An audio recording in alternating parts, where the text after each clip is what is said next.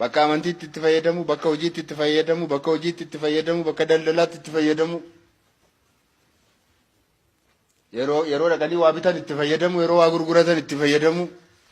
Afaan Oromoon gaafachuu dhaqanii meeqa gatiin kana hin beeku ani yoonni jedhe kaanis nagaatti oole anis hin bitu jedhanii dhiisanii deemu.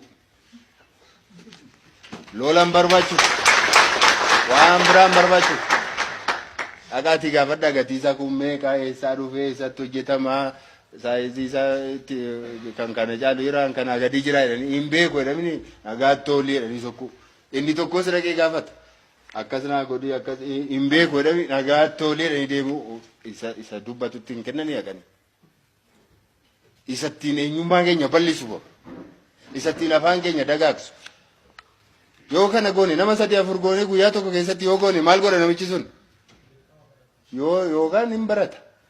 Yoo utuma beekuu wallaale ta'e immoo hin dubbata. Yoo kana lamaan hin danda'u ta'e immoo nama afaan sana beekuu qaxara.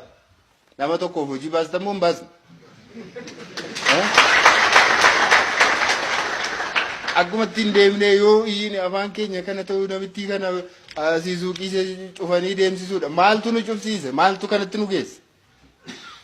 Horiin ogorsaa keenya keessa jira. Isa fudhanneen qajeellu. Lafa bitachuun nurra hir'uuraanneen bitannu. Inni of cufa. Kanaatiif ogummaadhaan fayyadamuun barbaachisaadha.